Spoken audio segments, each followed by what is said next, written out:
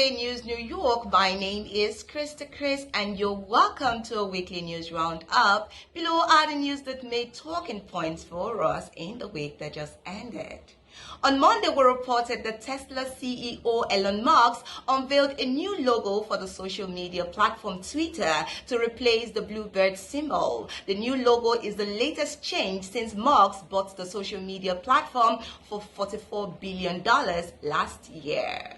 On the same day, we reported that the federal government of Nigeria warned that the planned strike by the Nigerian Labour Congress (NLC) over the removal of fuel subsidy and its attendant hardship will be in contempt of an order of the National Industrial Court (NIC), barring it from proceeding with the action.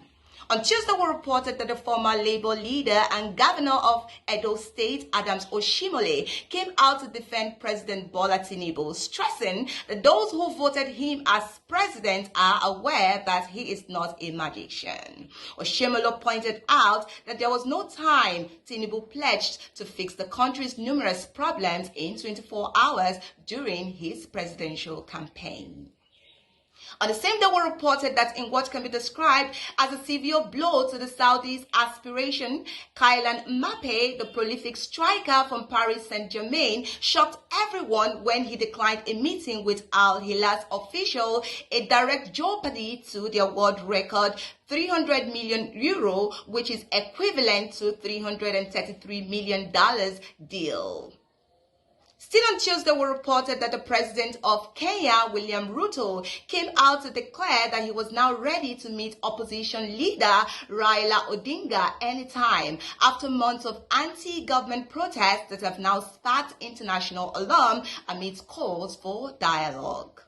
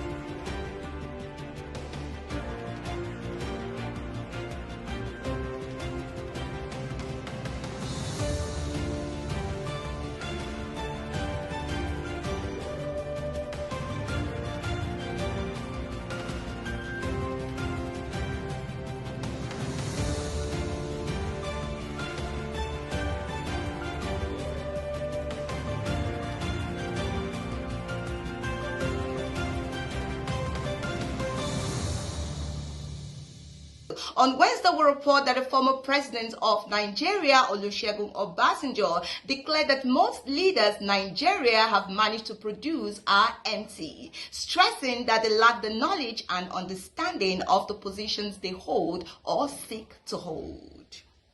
On the same day, we reported that the National Association of Resident Doctors, NARD, embarked on a total and indefinite strike action over the failure of the federal government to meet their demands.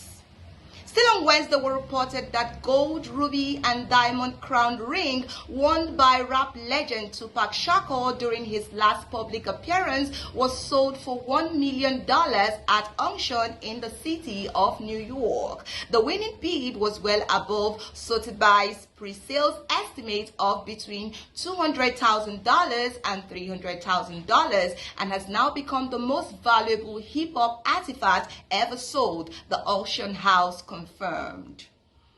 On Thursday, we brought you the report that soldiers in the West African country of Niger in the early hours of the day announced a coup on national TV. They said they had dissolved the constitution, suspended all institutions, and closed the nation's borders. On the same day, we reported that the presidential candidate of the Labour Party, Mr. Peter Obi, narrated in lucid terms to the Presidential Election Petition Court, PEPC, how the Independent National Electoral Commission, INEC, deliberately subverted the will of the majority of Nigerians by dishonestly manipulating the 25th of February presidential election results in favor of President Bola Tinubu and his All Progressive Congress, APC. On Friday, we brought you the report that Muslim Rights Concern, MURIC, came out to call on the Department of State Services, DSS, to invite Nigerian musical artist David Adeleke, popularly known as Davido, alongside his artist Olamilekan Taiwo, known as Logos Olori, for questioning following the production and promotion of a musical video that it alleged was capable of igniting anarchy in Nigeria. On the same day, we reported that veteran singer and social activist Charles Oputa, popularly known as Charlie Boy, left everyone in shock when he vowed to walk naked on the street if the Labour Party candidate in the February 25th presidential election, Peter Obi, emerges victorious at the Election Petitions Tribunal.